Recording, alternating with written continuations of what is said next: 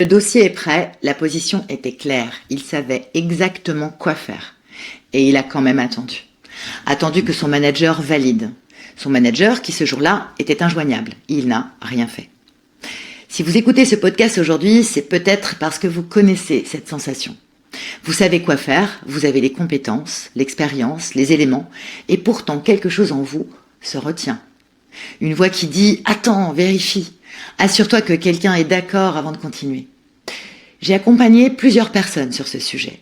Et ce que j'observe, c'est que le doute n'a rien à voir avec la décision elle-même. Elle a à voir avec quelque chose de beaucoup plus profond. Et c'est ce que nous allons voir aujourd'hui. La première explication qui vient, c'est la prudence, la rigueur, le respect de la hiérarchie. Et dans certains contextes, c'est vrai.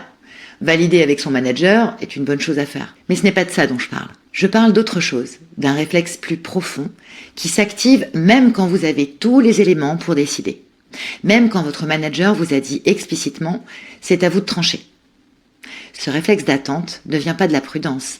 Il vient d'une conviction qui s'est construite bien avant ce poste, bien avant cette entreprise, une conviction rarement formulée. Mes décisions ne comptent vraiment que si quelqu'un d'autre les valide. Voilà ce que j'observe. Derrière l'attente de validation, il y a presque toujours la même question non formulée.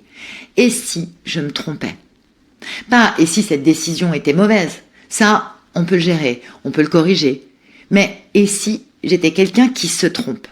Cela questionne votre identité, pas la décision qui est à prendre. Et quand c'est une question d'identité, la validation du manager ne règle rien. Elle soulage temporairement. Mais la prochaine décision arrive et le réflexe recommence.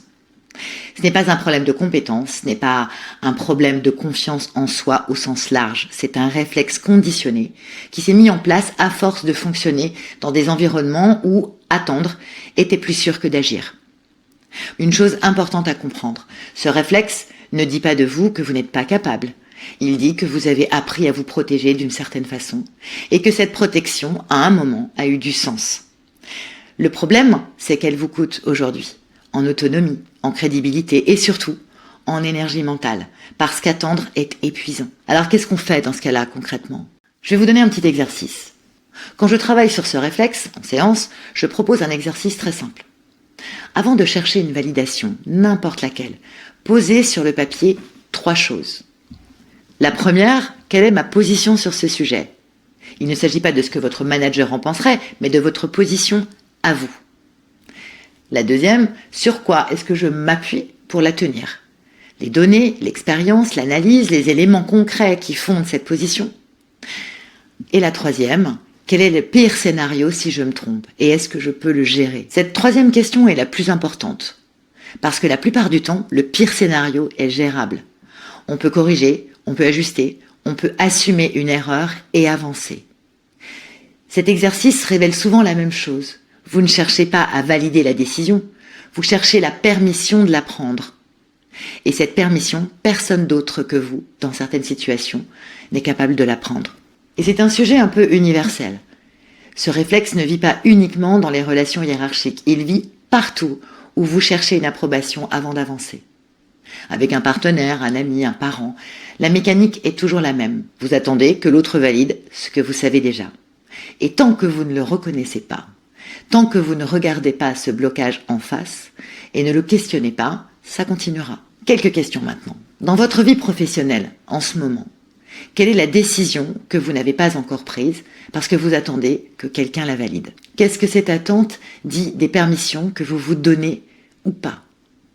Parce que cette validation que vous attendez, personne d'autre que vous ne peut vraiment vous la donner. Si cet épisode vous a touché, si vous vous êtes reconnu dans cette attente, laissez un commentaire, envoyez-moi un petit message. La semaine prochaine, je vais vous parler de quelque chose que j'entends souvent dans les premières séances. Je sais ce que je vaux, mais je n'arrive pas à le montrer. Pourquoi la valeur qu'on se reconnaît en privé ne se traduit pas toujours dans la façon dont on se positionne en public ? Et ce que l'on peut faire pour changer ça ? D'ici là, prenez soin de vous et si vous avez une décision que vous reportez depuis trop longtemps, vous savez quoi faire. Un pouce levé m'aide à faire découvrir cet épisode. Et pour ne rien manquer, abonnez-vous.